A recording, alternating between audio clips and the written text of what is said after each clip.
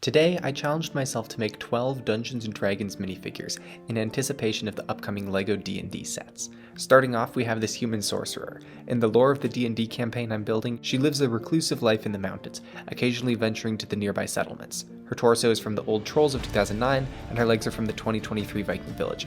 And for the fire element, I picked up some of these flames that debuted in Season 3 of Chima, and they work great here. Next up is a Fire Demon Warrior. I'm a big fan of the Nexo Knight's bad guys, so upgrading this fig was a no-brainer. But I've given him new Ninjago Dragon's Rising armor, a Roman shield, and this double-headed axe. I really like this guy as the leader of a squad of fire demons, so I might build a small army of them later on. Third on the list is this Halfling Wizard. He's got a torso from the 2010 Kingdoms theme, a magic book, and a wand.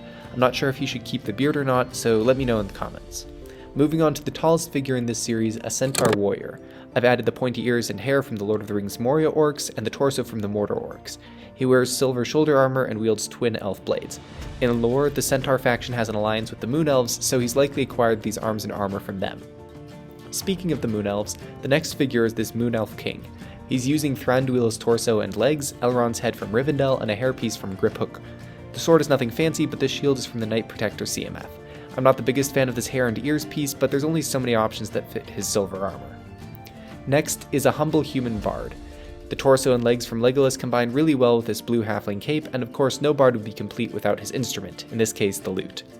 We're halfway through, but before we continue, you should take a minute to like this video. If it gets 100 likes, I'll make another 12 D&D characters. Thanks, and now on to our next fig.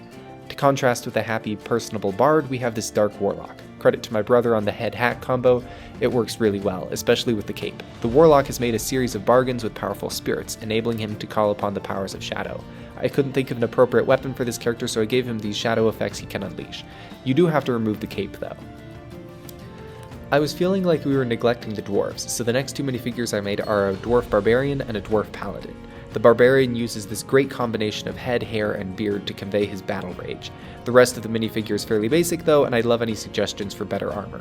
On the other hand, I'm super happy with the dwarf paladin. I really wanted to have a female dwarf with a beard, and again, this piece works great. It also works great with this armor from an old Star Wars set, giving the paladin a heavy defense. I added a deity-blessed spear and magic crystal, and the paladin is complete. To balance out the physically powerful characters, for the next minifigure I made a halfling rogue. With this torso's collection of trinkets plus a halfling cape, I think this fella turned out great. The new hobbit legs from Rivendell are also a huge help. I had the sword of Gryffindor left over from the Griphook minifigure, so I made a red knight to carry it. This knight uses the torso from the old Gimli minifigure, legs from the Viking Village, and the head from King Theoden. I really like the effect of the tattered cape flowing off the shoulder armor here. And lastly, another enemy for our heroes to face, the cursed Pirate Lord. Once a terrible corsair, the Pirate Lord ran afoul of a great wizard who cursed him to take on the form of a shark.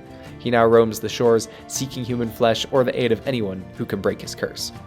That's 12 new characters to populate my Lego D&D campaign. Hopefully you found this enjoyable and inspirational for your own minifigures. And as always, have a great day.